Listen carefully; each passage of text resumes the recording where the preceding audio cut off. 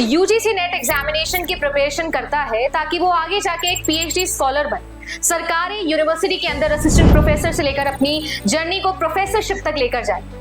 पर self doubt से, अजीबोगरीब कंफ्यूजन से, प्रैक्टिस की कमी से, सही गाइडेंस की कमी से इस कंफ्यूजन की बेड़ियों में बंधता जा रहा। आज जेआरएफ अड्डा उसी से आजाद करने के लिए कुछ ला रहा।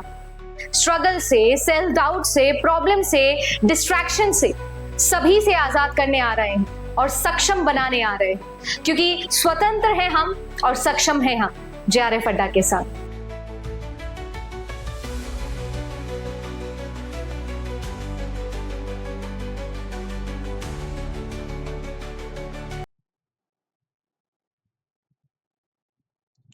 हेलो एवरीवन, मेरा नाम वर्षा गौर है। मैं आपकी पब्लिक एडमिनिस्ट्रेशन की एजुकेटर हूँ। ये मेरा इंट्रोडक्टरी बायो है। इसी के साथ डाउनलोड कर लीजिए जेआरएफ अड्डा की एप्लीकेशन। अगर अभी तक आपने डाउनलोड नहीं किया है तो ये सारे बेनिफिट्स आपको यहाँ पर मिल रहे हैं। And we are offering you different subject, जिसमें से मैं आपको पब्लिक एडमिनिस्ट्रेशन पढ़ा रही हूँ। इंपॉर्टेंट चीज ये है कि UGC NET as well as RPSC के लिए भी दिसंबर के लिए आपका बैच तैयार है, जिसमें से हम लोग दिसंबर के लिए एक तीर से दो निशाने कवर करवा रहे हैं। अगर मैं बात करूं UGC as well as PhD guidance के लिए, तो ये आपका प्रोग्राम है जिसको आपने ज्वाइन किया हुआ है। एक फुल फ्लेश तरीके से आप पब्लिक एडमिनिस्ट्रेशन की अगर तैयारी करना चाहते हैं तो मेरे साथ जुड़ जाइए फॉर योर अपकमिंग एग्जामिनेशन। बात करूं कि क्या पॉलिटिकल साइंस स्टूडेंट भर सकते हैं पब्लिक एडमिनिस्ट्रेशन में यूजीसी नेट का एग्जाम। काफी सारे बच्चों को ये जो है ना मिसअंडरस्टैंडिंग रहती है। काफी सारे बच्चे, in fact vice versa, public administration वाले बच्चों को भी लगता है कि पॉलिटिकल साइंस से एग्जाम दे देते हैं, क्योंकि वेराइटी ऑफ स्कोप्स खुल जाते हैं। अगर मैं बोलूं कि आपके दायरे खुल जाते हैं। सिमिलरली पॉलिटिकल साइंस वालों को ये लगता है कि कट ऑफ जो है पॉलिटिकल साइंस की बहुत ज्यादा हाई जा रही है, पब्लिक एडमिनिस्ट्रेशन से एग्जाम देके क्वालिफाई कर देते हैं, है ना। इसके ऊपर थोड़ी सी चर्चा करते हैं। यूजीसी नेट की तरफ से, यूजीसी आपकी कमीशन की तरफ से एक सटीक और एक पूरी भरपूर गाइडलाइंस है इसके ऊपर बात करते हैं फटाफट से। देखिए, एनटीए ने एक भरपूर जो है आपको गाइडलाइंस दे दी है। इसके ऊपर देखिए, कहा है कि अगर आप की एमए की डिग्री पॉलिटिकल साइंस से है और आप पब्लिक एडमिनिस्ट्रेशन में एग्जाम अपीयर करते हैं, या फिर सिमिलरली मास कॉम के साथ भी है कि अगर आपकी एमए की डिग्री एमकॉम की है और आपको मैनेजमेंट से देना है, तो देखिए इसमें एक बात बोलिए कि यूजीसी नेट के जो सब्जेक्ट्स है ना, अगर वो अवेलेबल नहीं है तो आप बिल्कुल दे सकते हैं जिसमें आपकी मास्टर्स हुई है। लेकिन कहा है कि आपका नेट एग्जामिनेशन उसी सब्जेक्ट में भरा जाएगा जो आपका एमए का सब्जेक्ट होगा। यानी कि अगर आपने एमए में पॉलिटिकल साइंस करा है तो आप पॉलिटिकल साइंस से एग्जामिनेशन देंगे। अगर आपने एमए में पब्लिक एडमिनिस्ट्रेशन करा है तो आप पब्लिक एडमिनिस्ट्रेशन से एग्जामिनेशन देंगे। मेरी बस एक चीज आप लोग ध्यान रखना,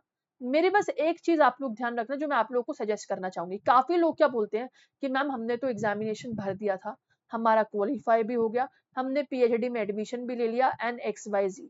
देखो, काफी हो गया होगा, काफी लोग की चेकिंग नहीं होगी। लेकिन एक बात बता दूं, अगर चेकिंग हो गई ना तो बहुत फंसोगे। काफी लोगों के साथ ये भी होता है कि मैम हमने तो भर दिया था और हमारा हो भी गया और हमने एडमिशन भी ले लिया, या हमने क्वालिफाई कर लिया मैम एग्जाम, अब हम क्या करें। बेटा, जब भी चेकिंग होगी whether ever in your future career, तो आप लोग को इसमें खामियाजा भुगतना पड़ जाएगा, क्योंकि ये according to the ministry of education ये गाइडलाइंस जो है आपको दी गई है। सो मेक श्योर आपका जो एमए का सब्जेक्ट है आप उसी में ही एग्जाम अप्लाई करें, चाहे वो पॉलिटिकल साइंस का हो चाहे वो पब्लिक एडमिनिस्ट्रेशन का हो। एक बात और, काफी बच्चे के साथ ये है कि मैम हमारा तो सब्जेक्ट ही नहीं है। आपका सब्जेक्ट नहीं है तो आपके सब्जेक्ट से रिलेटेड अगर कोई सब्जेक्ट है ना, तब आप उसमें भर सकते हो। लेकिन पब्लिक एडमिनिस्ट्रेशन और पॉलिटिकल साइंस दोनों ही यूजीसी नेट के एग्जामिनेशन की जो 83-90 सब्जेक्ट की जो लिस्ट है, उसमें आपके सारे चीजें इंक्लूड हैं जो कि आपको समझनी है। एंड ये सारी चीजें इंपॉर्टेंट भी आपके लिए। एक और फ्यूचर की चीज बता देती हूँ। देखो, कई बार क्या होता है, मैं आपको एक बात समझा देती हूँ। आप लोग ना असिस्टेंट प्रोफेसर के एग्जामिनेशन के लिए वाइस वर्सा जा सकते हो, उसमें आप वाइस वर्सा जा सकते हो। जैसे कि कोई पॉलिटिकल साइंस का बंदा है तो वो एपी के एग्जामिनेशन में पब्लिक एडमिनिस्ट्रेशन की सीट पर बैठ सकता है, ठीक है, वो वहां पर अलाउड है। एंड सिमिलरली पब्लिक एडमिनिस्ट्रेशन का भी जो बंदा है वो पॉलिटिकल साइंस के लिए बैठ सकता है। हाँ, वही है कि आपको ना पता आना चाहिए, होना चाहिए कि पॉलिटिकल साइंस में क्या है, क्योंकि अल्टीमेटली आपके इंटरव्यू फिर उसी सब्जेक्ट के होंगे।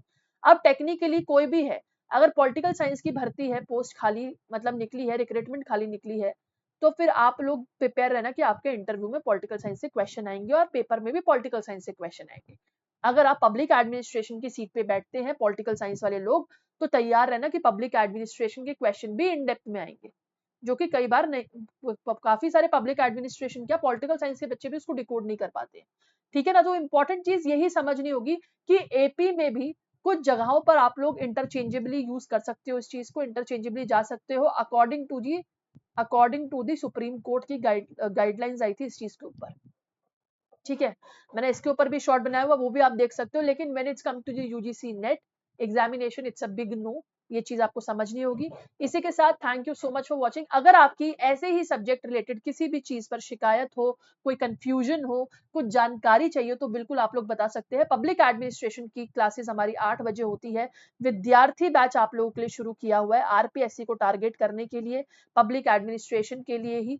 तो आप लोग ज्वाइन कर सकते हैं उसको आज शाम को 8 बजे, नहीं एक्चुअली आज शाम को नहीं, 12 अगस्त से ये शुरू हो चुका है। तो आप लोग रेगुलरली ज्वाइन कर सकते हैं जेआरएफ अड्डा यूट्यूब चैनल पर। ठीक है, तब तक के लिए all the best, bye bye, take care, thank you so much for watching. मिलती हूँ आपसे अगले सेशन।